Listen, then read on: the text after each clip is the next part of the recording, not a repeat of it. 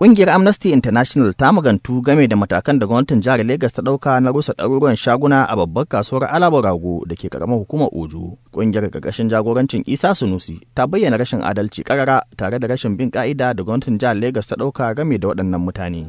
Isa Sunusi ya ce akwai buƙatar gwamnati ta samar musu da sababbin matsugunni domin ci gaba da harkokinsu. Mu muna ganin cewa a dokokin ƙasa da ƙasa idan za a yi irin wannan rusau ɗin ya kamata a tattauna da mutane na farko sannan kuma a nema musu wani wuri daban domin ɗan adam ba a yi masa haka. Suna cewa akwai matsalar tsaro, akwai matsalar ƙwaya a wurin. Wannan ba laifin mutanen da suke wurin bane, laifin hukuma ce domin hukuma ce ya kamata ta gyara wurin, ta yi masa tsari, ta ba wa mutanen nan dama. Amma kawai rana ɗaya a fito da manyan motoci na rushe-rushe a rushe musu dukiya, hana su ma ɗebe dukiyarsu, wannan ba adalci bane kuma bai kamata ba. Da haka muke cewa gwamnatin jihar Legas ta kafa wani kwamiti babba na bincike na ta farko a tabbatar an ba da diyya ga duka waɗanda aka rusa musu shagunansu da gidajensu. Sannan na biyu kuma a tsaya a duba waɗanda suka samu rauni a biya su diyya a ba su magani. Wannan shine abin da doka ta faɗa. Ba zai yiwu a ce dan ita gwamnati ba ce ta rika taka doka tana yi wa mutane abin da suka ga dama. Idan haka ne to zai zama akan cewa mutane su ma za su iya abin da suka ga dama, don haka bai dace ba. Lalle sai an tsaya an yi wa waɗannan mutane adalci.